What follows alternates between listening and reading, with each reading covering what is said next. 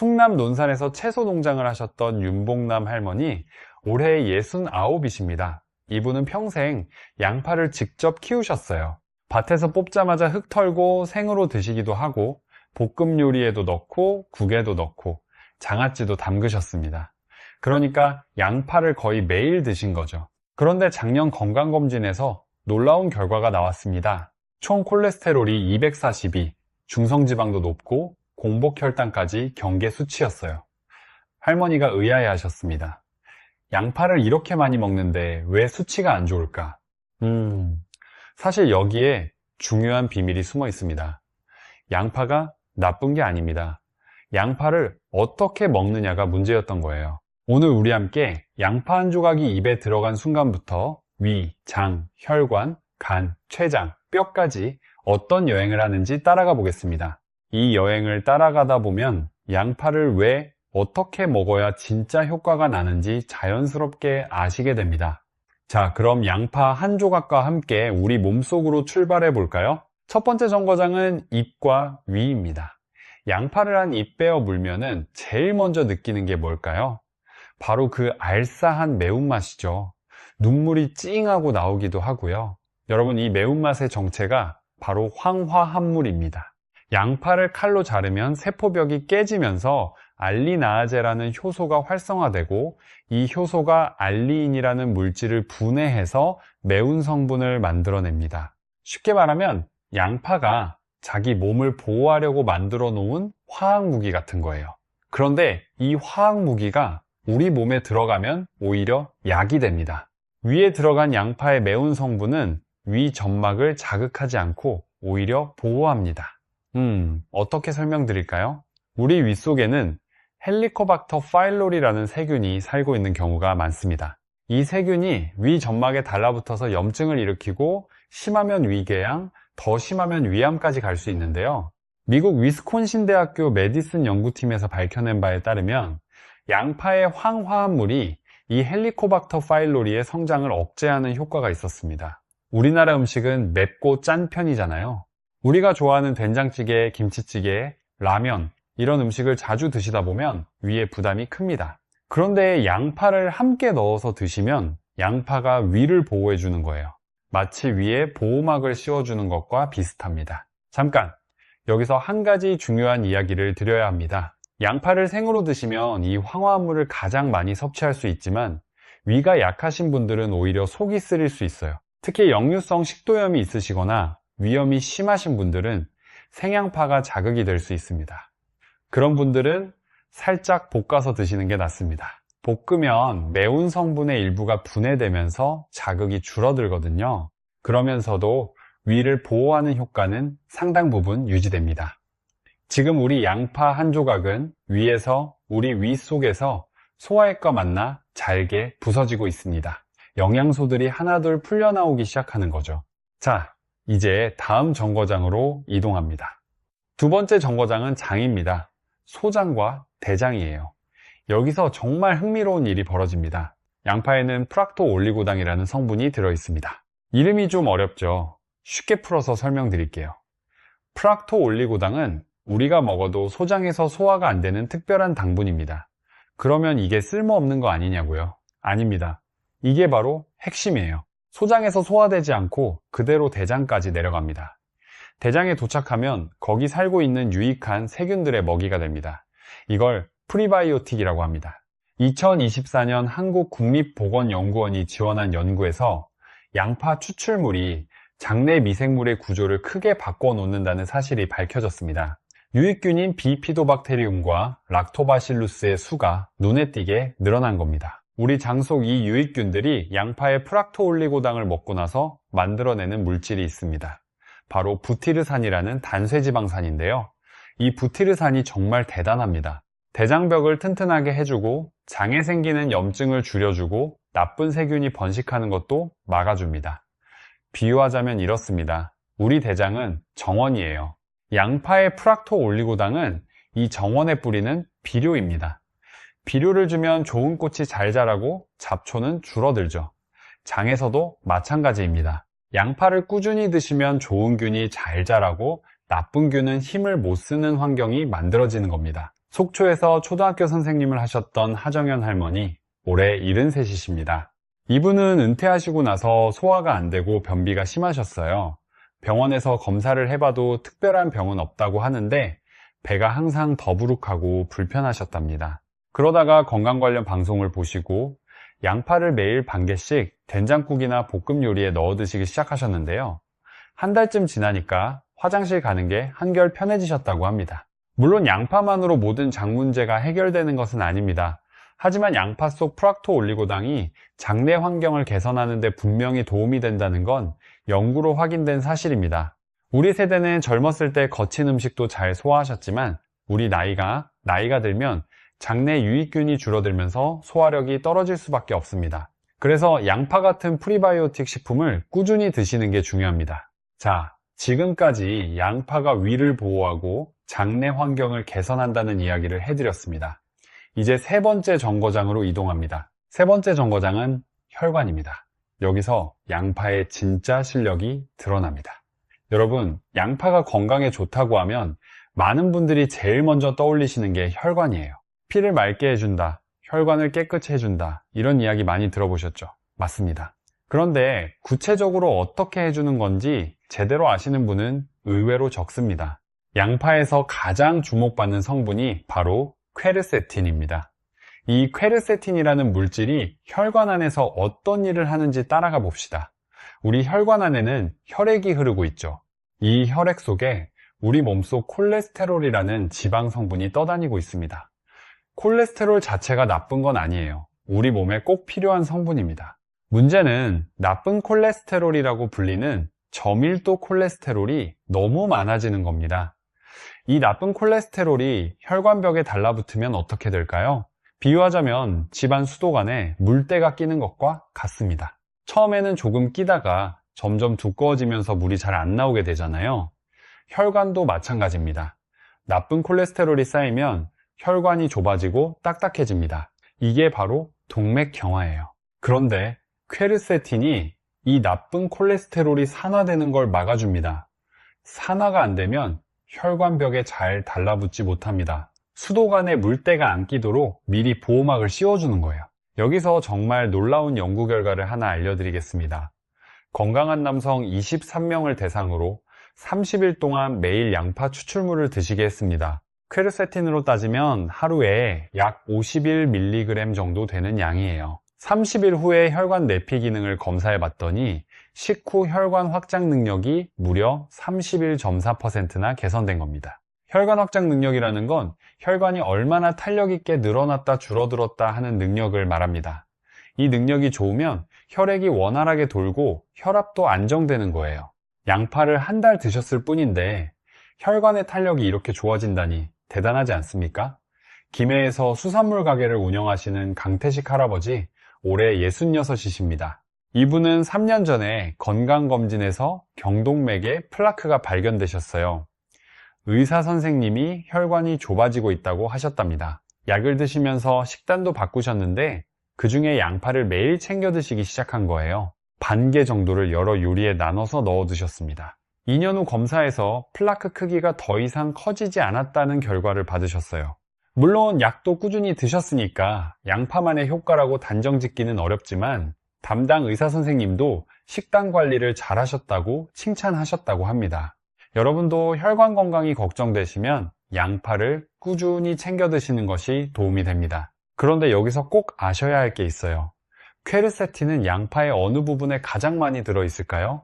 여러분, 많은 분들이 흰속 부분이라고 생각하시는데 사실은 겉껍질 쪽에 훨씬 많습니다. 정확히 말씀드리면은 갈색 마른 껍질이 아니라 그 바로 안쪽 두세 겹 부분이에요. 연구에 따르면 양파의 바깥쪽 부분이 가장 안쪽 부분보다 퀘르세틴이 약 46배 더 많이 들어있었습니다. 46배예요. 어마어마한 차이죠. 그래서 양파 껍질을 너무 많이 벗겨내시면 가장 좋은 부분을 버리시는 거나 마찬가지입니다. 가능하면 겉에서 한두 겹만 벗기시고 나머지는 다 드시는 게 좋습니다. 그리고 한 가지 더요. 퀘르세틴은 물보다 기름에 훨씬 잘 녹습니다. 그래서 양파를 물에 삶으면 퀘르세틴이 물에 빠져나가서 체내 흡수율이 떨어질 수 있어요. 반대로 들기름이나 올리브유에 볶으면 기름과 함께 퀘르세틴이 녹아 나오면서 우리 몸에 훨씬 잘 흡수됩니다. 우리 어머니들 세대부터 양파를 기름에 볶아서 드시는 게 사실 과학적으로 맞는 방법이었던 거예요. 네 번째 정거장은 간입니다. 간은 우리 몸의 소중한 화학 공장이에요. 24시간 쉬지 않고 일합니다. 독소를 분해하고 영양소를 저장하고 담즙을 만들고 혈액의 노폐물을 컵공자냅니다. 공장이 멈추면 온 몸이 멈추는 것처럼 간이 나빠지면 몸 전체에 문제가 생깁니다. 요즘 지방간이 정말 많습니다. 술을 안 마셔도 지방간이 생기는 비알코올성 지방간이 우리나라 성인의 3명 중 1명꼴로 있다는 통계가 있을 정도예요. 지방간을 오래 방치하면 간염, 간경변, 심하면 간암까지 갈 수 있습니다. 양파의 퀘르세틴은 간세포를 보호하는 역할을 합니다. 간에 쌓인 지방이 산화되면서 생기는 활성산소를 퀘르세틴이 중화시켜주는 거예요. 활성산소가 간세포를 공격하는 걸 막아주는 방패 역할을 하는 겁니다. 또 양파의 황화합물은 간의 해독 효소 활성을 높여줍니다. 간이 독소를 분해하는 능력이 좋아지는 거죠.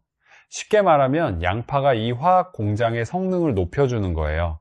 공장 기계를 청소하고 윤활유를 넣어주는 것과 같습니다.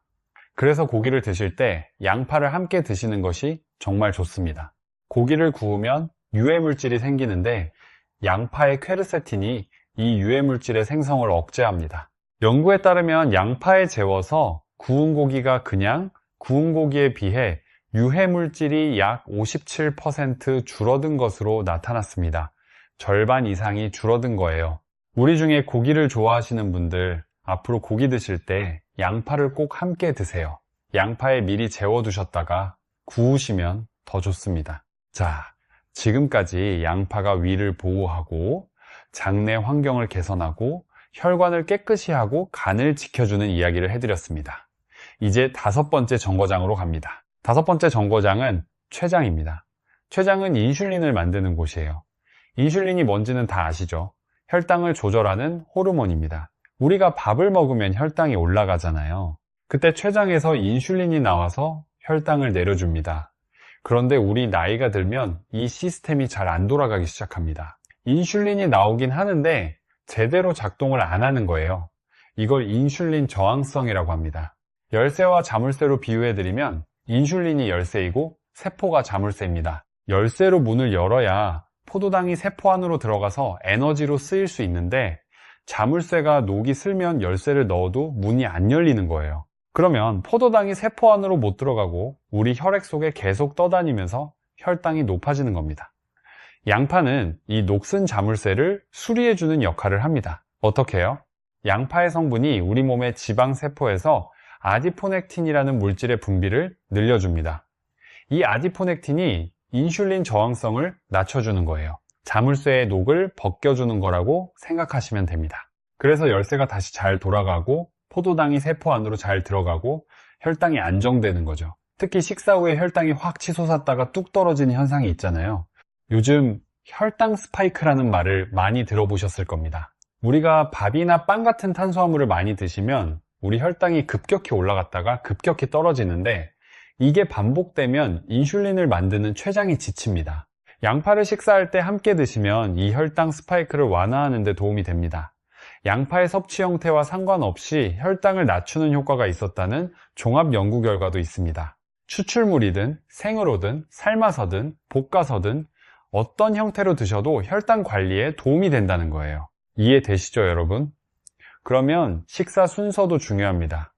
밥부터 드시지 마시고 양파나 채소부터 먼저 드세요. 그 다음에 단백질, 마지막에 탄수화물 순서로 드시면 혈당이 천천히 올라가서 몸에 부담이 적습니다. 양파를 먼저 드시면 양파의 식이섬유가 위에서 먼저 자리를 잡고 나중에 들어오는 탄수화물의 소화 흡수 속도를 늦춰주는 효과가 있습니다. 자, 이제 6번째 정거장입니다. 뼈와 근육이에요. 여러분, 나이가 들면 뼈가 약해진다는 건 다 아시죠? 특히 여성분들은 폐경 이후 골밀도가 빠르게 줄어들면서 골다공증 위험이 높아집니다. 우리 세대분들이 넘어지시면 뼈가 부러지고 그러면 거동이 불편해지고 오래 누워 계시면 다른 합병증까지 생길 수 있습니다. 우리 세대 분들 중에 넘어져서 고생하시는 분들 정말 많잖아요.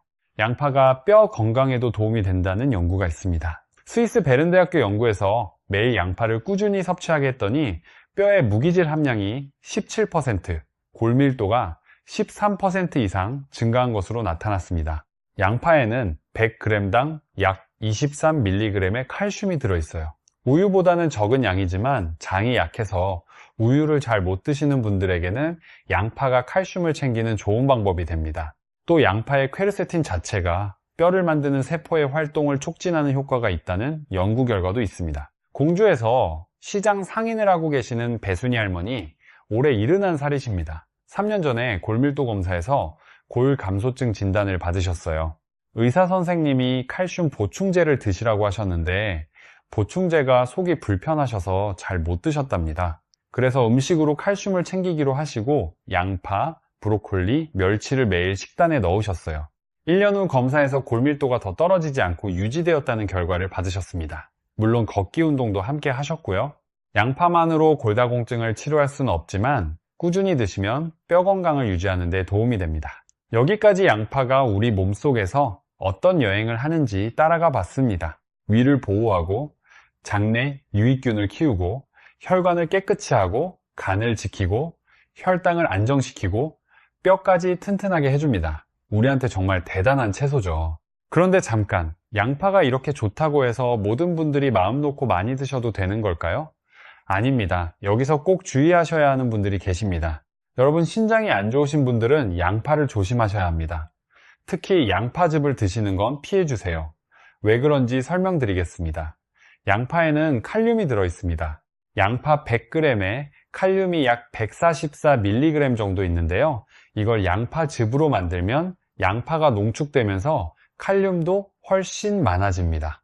건강한 분이라면 칼륨이 좀 많이 들어와도 신장이 알아서 걸러내줍니다. 그런데 신장 기능이 떨어진 분들은 이 칼륨을 제대로 배출하지 못합니다. 그래서 몸에 칼륨이 쌓이게 되는데 이걸 고칼륨 혈증이라고 합니다. 여수에서 해양경찰로 일하셨던 조영범 할아버지, 올해 64살이십니다. 퇴직 후에 건강을 챙기시겠다고 양파즙을 매일 2포씩 드셨대요. 그런데 어느 날부터 다리에 힘이 빠지고 손발이 저리기 시작하셨습니다. 혹시나 해서 병원에 가셨더니 칼륨 수치가 위험할 정도로 높았습니다. 이분이 사실 만성신장질환 2기 단계 진단을 받으셨는데 큰 자각 증상이 없어서 크게 신경을 안 쓰셨던 거예요. 의사 선생님이 양파즙을 당장 멈추라고 하셨습니다. 고칼륨 혈증이 심해지면 근육이 마비되고 심장 박동이 불규칙해지는 부정맥이 올 수 있습니다. 정말 위험합니다. 그러니까 신장질환이 있으신 분들은 양파즙뿐만 아니라 칼륨이 농축된 과일즙, 채소즙도 주의하셔야 합니다. 양파 자체를 조리해서 소량 드시는 건 괜찮지만 즙으로 농축해서 드시는 건 피해주세요. 잘 모르시겠으면 우리 건강을 위해 반드시 담당 의사 선생님이나 영양사 선생님과 상의하시고 드시기 바랍니다. 자, 이제 마지막으로 양파를 어떻게 드시면 가장 좋은지 정리해 드리겠습니다. 첫째, 양파를 자르시고 바로 요리하지 마시고 10분 정도 두셨다가 요리하세요. 양파를 자르면 효소가 활성화되면서 건강에 좋은 성분들이 만들어지는데 이 과정에 약 10분이 걸립니다. 잘라서 바로 센 불에 올리시면 효소가 활성화되기도 전에 열에 의해 파괴되어 버립니다. 10분만 기다려주세요. 이건 돈이 안 드는 아주 간단한 방법입니다. 둘째, 기름에 볶아서 드시면 퀘르세틴 흡수율이 높아집니다. 아까 말씀드렸듯이 퀘르세틴은 물보다 기름에 잘 녹습니다. 들기름이나 올리브유에 중불 정도로 천천히 볶으시면 됩니다. 약불과 중불 사이 120도 정도가 좋습니다. 이 온도에서는 양파의 영양소가 거의 파괴되지 않고 오히려 일부 성분은 흡수율이 높아집니다. 셋째, 양파 껍질을 너무 많이 벗기지 마세요. 겉에서 한두 겹만 벗기시고 나머지는 다 사용하세요. 그리고 마른 갈색 겉껍질은 버리지 마시고 국물 낼 때 넣으시거나 말려서 차로 끓여 드시면 퀘르세틴을 더 많이 섭취하실 수 있습니다. 넷째, 색깔도 중요합니다. 여러분, 혹시 빨간 양파 아시죠? 자주색 양파라고도 하는데요. 빨간 양파가 노란 양파보다 퀘르세틴 함량이 더 높습니다. 미국 농무부 데이터에 따르면 빨간 양파의 퀘르세틴이 100g당 약 39mg 들어있습니다. 그래서 혈관 건강이 특히 걱정되시는 분들은 빨간 양파를 샐러드나 무침으로 드시면 좋습니다. 물론 우리 한식에 쓰는 노란 양파도 충분히 좋습니다. 우리 한식에는 노란 양파가 더 잘 어울리니까 편하게 드시면 됩니다. 다섯째, 양파와 식초를 함께 드시면 혈당 관리에 특히 좋습니다. 양파 장아찌를 만들어 두시면 반찬으로 간편하게 드실 수 있어요. 식초의 초산 성분이 음식의 소화 흡수 속도를 늦춰서 식후 혈당이 천천히 올라가게 도와줍니다. 여기에 양파의 혈당 조절 효과까지 더해지니까 일석이조인 거죠. 우리가 탄수화물을 드실 때 양파 장아찌를 곁들이시면 혈당 관리에 도움이 됩니다. 여러분, 하루에 양파를 얼마나 드셔야 할까요? 중간 크기 양파 반 개에서 1개 정도면 충분합니다. 그램으로 따지면 약 50g에서 100g 정도예요. 무리하게 많이 드실 필요 없습니다. 우리가 매일 꾸준히 드시는 게 한 번에 많이 드시는 것보다 훨씬 효과적입니다. 자, 오늘 양파 한 조각과 함께 우리 몸속을 여행했습니다.